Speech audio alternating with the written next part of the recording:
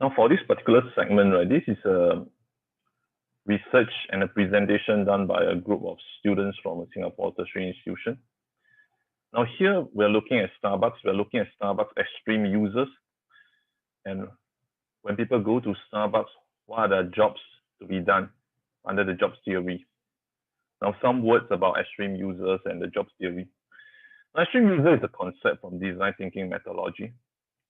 So it help us to glean better empathy.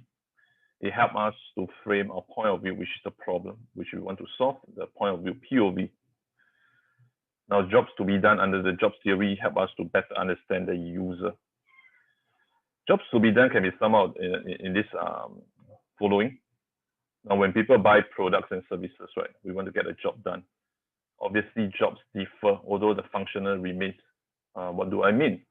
For example, when we go to a hawker and versus when we go to a restaurant, the functional is to fill our stomach, but the price is different. And of course, we will still go to a restaurant despite the price difference because there is a certain job to be done, which is different.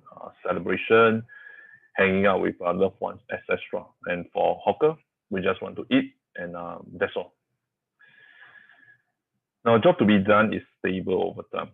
Now, if we analyze the needs, which particular group the job to be done is stable over time, and it makes it a very attractive unit on analysis.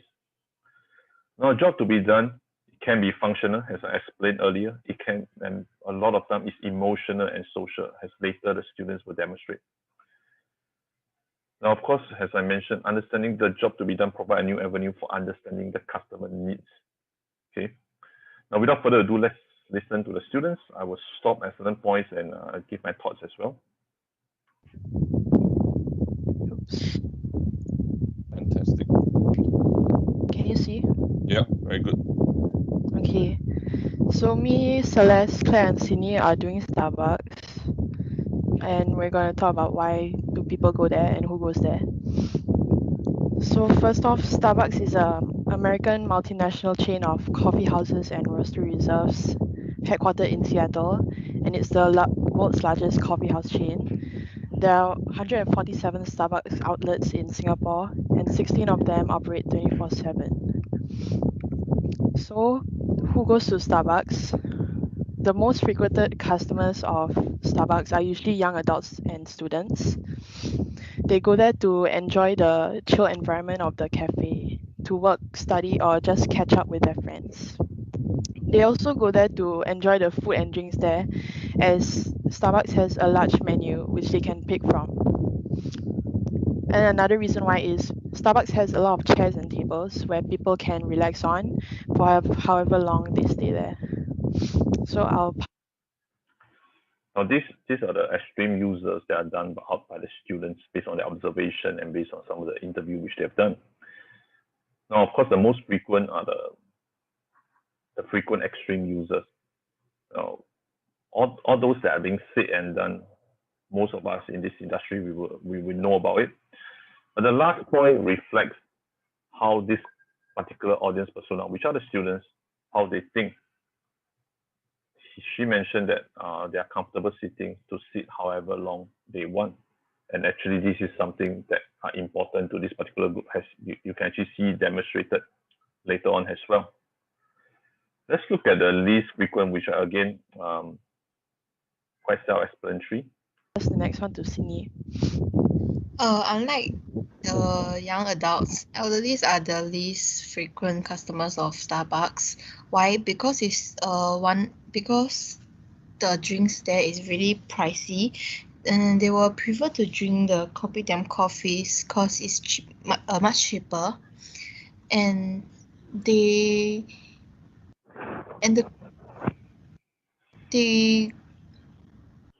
also think the kopitiam coffees are like the quality is okay for them, so they like it also, and they are not influenced by like the society, that kind of stuff.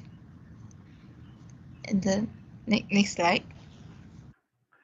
Now, in the least extreme user that don't really go to Starbucks a lot, which is correct, the elderly. And the last point is also quite interesting. They are not influenced by the social, which means it's again reflective of this particular audience persona. These are young adults.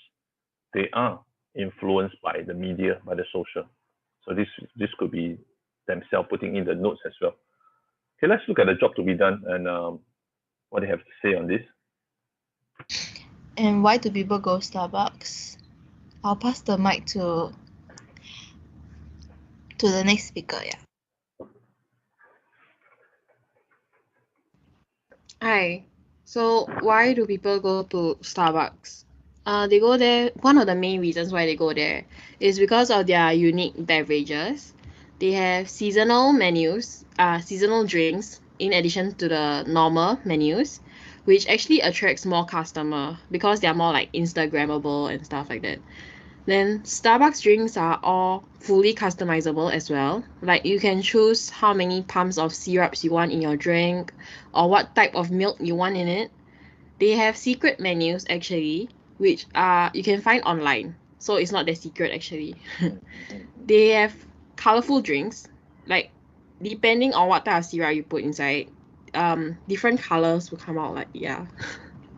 Then they have 10 different syrups, excluding seasonal ones. The seasonal ones are most likely like the pumpkin spice, which are very popular. So that's one of the main reasons why people go to Starbucks. The next. Now this reflects the job to be done based on, of course, their research. Bearing in mind that their research surrounds their particular age group, which is this particular audience persona. Young adults, probably like 16 to 22, schooling or just leaving school.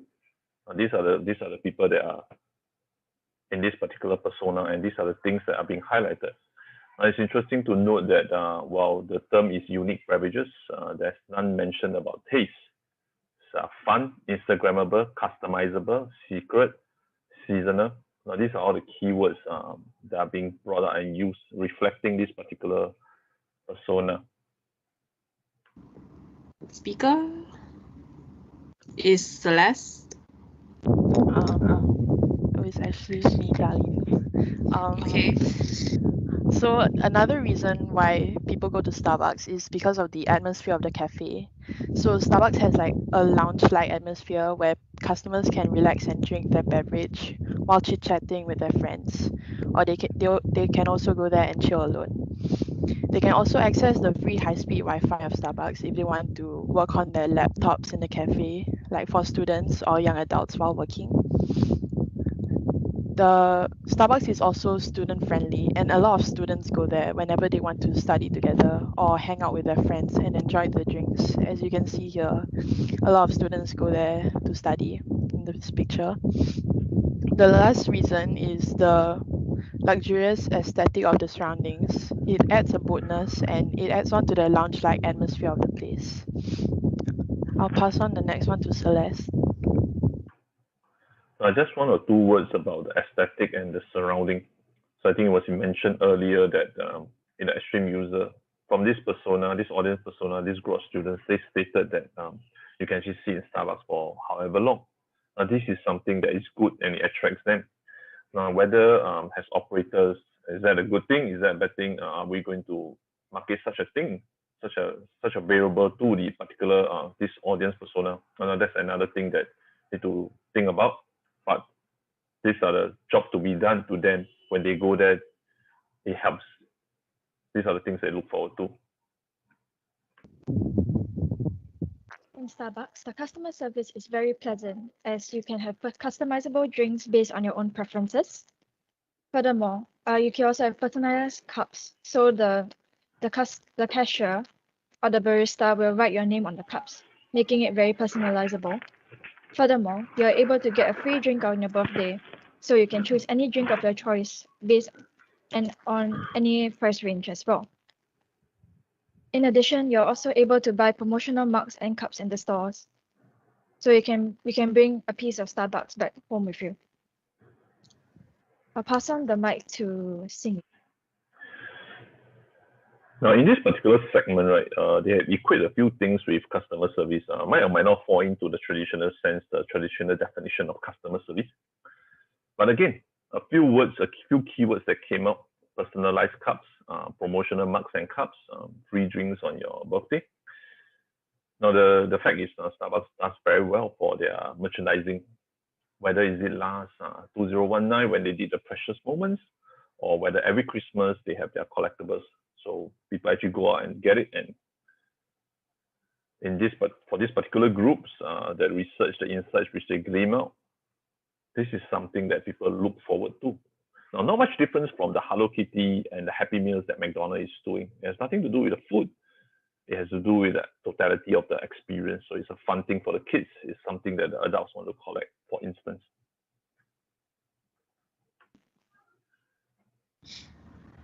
And the other reason that people go to Starbucks a lot is that it's because of social influence. Many influencers and celebrities are fan of Starbucks. Like in the picture, you can see like they will always hold to this cup of coffee drinks in their hand, and their fans will get influenced by this also. So influenced by them, and very often you will see people holding the picture, like posting pictures of them holding their Starbucks drinks and post on their Instagram stories, that kind of stuff. So this will make like those people who see their story feel that it's very aesthetics and like does it get influenced. Also, it's because Starbucks is a global brand. You can almost find Starbucks in like all the countries, like most of the countries. Yeah, and that's all of our presentation. Now, the last part which they stated about the social influence provide an answer perhaps to sometimes when we think, okay, what should we post on the Instagram, especially Instagram currently, because it pushes to their feed, they look at it, it's delicious, it's nice, and then they go and consume the particular product. Okay, this is done by a group of students, as I mentioned. That's all their presentation. They have done some research. I think that's one layer which they actually presented. What's more important is the second layer, which are the things, the certain pointers which they put in, reflecting their own thoughts and insights about themselves, because they are this particular audience persona, as I mentioned, from 18 to 22. Okay, thanks for listening in. That's all.